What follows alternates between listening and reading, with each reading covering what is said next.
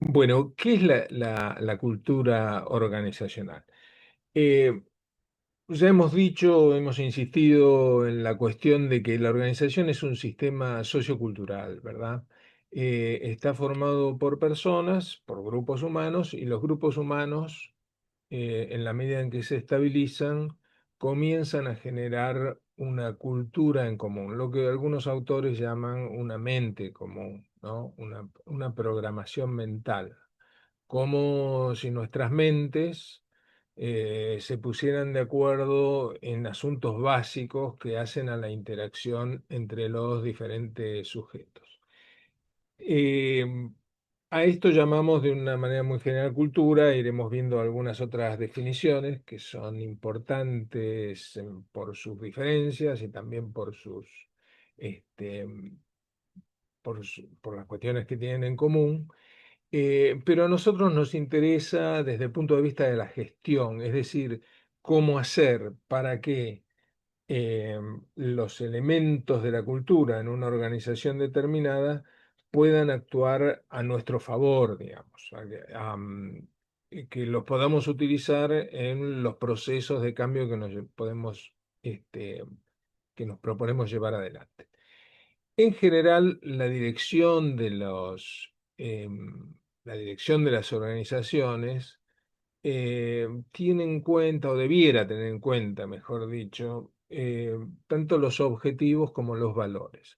Si nosotros pensamos en una dirección por objetivos, bueno, por supuesto nos interesará tener en cuenta la eficiencia, es decir, la capacidad de la organización para alcanzar mejores resultados a menor costo. La eficacia, es decir, la capacidad de alcanzar los objetivos que se propone. La productividad, obtener lo mejor de cada uno, por decirlo de un modo más o menos metafórico, pero en las actividades con mucho componente humano, como es la enfermería. eh, bueno, básicamente la podemos definir de ese modo, ¿no es cierto? Obtener las mejores habilidades y capacidades de cada uno en función de los objetivos de la organización. Y la estrategia, digamos, la dirección siempre tiene una mirada, debiera tener una mirada estratégica porque mira el contexto y mira también el futuro, o sea, hace previsiones acerca del contexto y situaciones de futuro, escenarios posibles en el futuro. La dirección por valores implica, bueno, identificar ciertos valores que son importantes en las relaciones entre las personas. Podemos mencionar honestidad, confianza, la creatividad en ciertos ámbitos, quizá en todos, ¿no? Siempre hace falta creatividad en las organizaciones. Bien, la cultura es un proceso históricamente determinado, es decir, las organizaciones en su conformación, en su historia, eh, han ido sedimentando elementos culturales que son los que nos encontramos en un momento dado, cuando llegamos a la organización o cuando asumimos un cargo gerencial en la organización. Siempre integra elementos que son formales con elementos que son informales. Digamos, los formales tienen que ver en general con la normativa, tanto eh, propiamente institucional como eh, la normativa que trasciende la institución. Las instituciones de salud, por ejemplo, se mueven en un marco normativo que está regulado en general por las leyes nacionales, leyes provinciales, eh, puede haber leyes locales también que regulen ciertos aspectos y también puede haber reglamentos o protocolos institucionales que ordenan la actividad en la institución. Y bueno, y después están las normas no escritas, informales, que son las maneras en que cada uno, las maneras de referirnos los unos a los otros, las relaciones que tenemos con los pacientes, las relaciones que debemos tener con nuestros colegas y demás miembros del equipo de salud, etcétera. Bueno, todo eso en general conforma los elementos de la cultura organizacional. Digamos además que la cultura es la personalidad de las organizaciones, ¿no? Em, es el equivalente a la personalidad individual, es el modo en que las organizaciones entienden y interactúan con, eh, con el resto de las organizaciones o con su propio entorno, lo mismo que un sujeto individual lo hace mediante sus recursos de personalidad, digamos, su plasticidad personal. Y también como la personalidad es medio intangible, es difícil saber dónde está, si bien nosotros podemos contar con algunos recursos para entenderlo, y sobre todo es difícil de cambiar. Es muy difícil modificar elementos de la cultura organizacional, lo mismo que es difícil modificar elementos de la personalidad de los individuos. Bueno, Eh, acá hay una definición que, bueno, ya la hemos tocado, me parece, la programación es digamos, la cultura organizacional es la programación mental colectiva, ¿eh? que identifica a los miembros de una organización y los distingue de otra. Eh, Y tiene varios significados, un poco depende los diferentes matices que le han dado los diferentes autores. Algunos autores, Goffman, Van Manen, entienden que son comportamientos regulares en la relación entre los individuos, que se expresan mediante el lenguaje, rituales de conducta, rituales eh, de formalidades, formalidades que se dan en las relaciones, etcétera.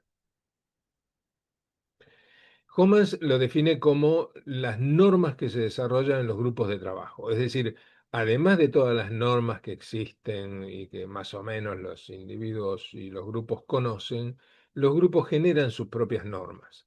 Y Homans dice que estas normas, esta generación espontánea de normas en los grupos de trabajo, son la cultura de ese grupo. Kennedy y Dill, también dos investigadores de hace ya unas décadas, señalan que la cultura organizacional se ordena en relación a ciertos valores aceptados por todos. Esta es una buena definición, creo yo. Es decir, la cultura protege, se ordena, se organiza alrededor de ciertos valores. Eh, o sea, la función de la cultura es proteger los valores. Eh, Otros autores consideran que la política, que es la cultura es la expresión de una política de una empresa respecto de sus empleados. Eh, mm, la considera una especie de decisión gerencial de alto nivel respecto del trato de los agentes institucionales y los clientes, que algo de eso tiene porque bueno, el gerenciamiento de alto nivel y sobre todo la historia de ese gerenciamiento normalmente tiene incidencia en los elementos culturales. Em, Shane, que es el autor que hemos visto respecto del contrato psicológico, entiende que la cultura son las reglas de juego para ser aceptados y progresar en una organización. Es decir, todos nosotros cuando ingresamos a una organización nos encontramos con los elementos culturales y tratamos de adaptar nuestro comportamiento a los valores de esa organización. Y a medida que permanecemos en ella, ese movimiento de adaptación, de acomodación a esas modalidades de relación, se va asentando y se va haciendo más interactivo, digamos. Em,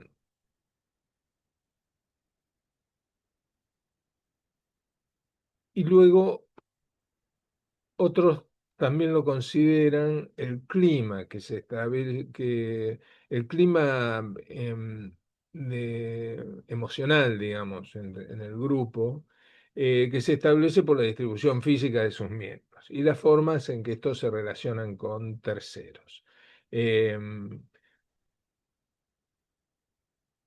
con la distribución física hace una referencia general que es muy importante también al modo en que se distribuye el trabajo en un edificio determinado. Las diferentes organizaciones suelen tener diferentes asentamientos edilicios y los edificios nos dicen mucho acerca de cómo se mueve o cómo funciona una cultura, ¿eh? Quiénes se ubican en cada piso, quiénes llegan a cada piso en el caso de que se trate de un edificio, o las zonas determinadas en las que la gente en general se mueve, y las relaciones de poder que eso implica, ¿no? Relaciones de poder, de exclusiones y de aceptaciones en un espacio determinado.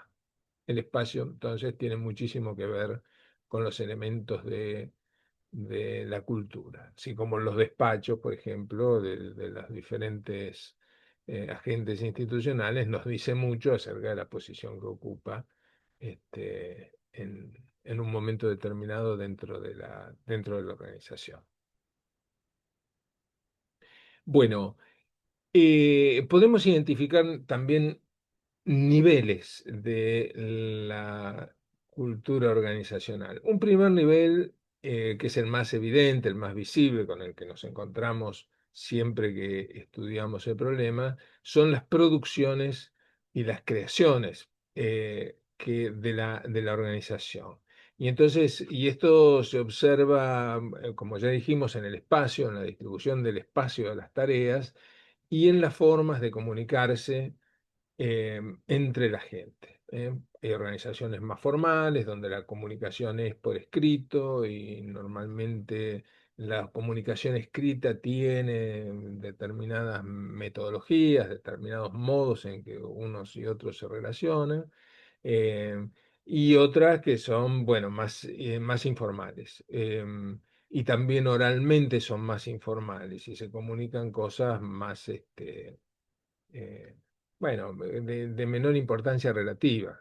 O sea, hay organizaciones, quizá casi todas, digamos, no estoy pensando ahora que eso puede generalizarse, digamos, donde hay ciertas tareas rutinarias que cada uno sabe que son de su propia incumbencia y resuelve de acuerdo a su criterio porque es el espacio propio donde cada gente trabaja y hay decisiones que son de otra categoría, son, digamos, imprevistas o que no suceden todos los días o que hay que resolver de manera esporádica o que no tenemos todos los elementos para resolverlo o necesitamos compartir la responsabilidad. Y entonces eso se hace con otro tipo de comunicación que a veces normalmente tiende a la formalidad cuando están en juego mayores responsabilidades, ¿no?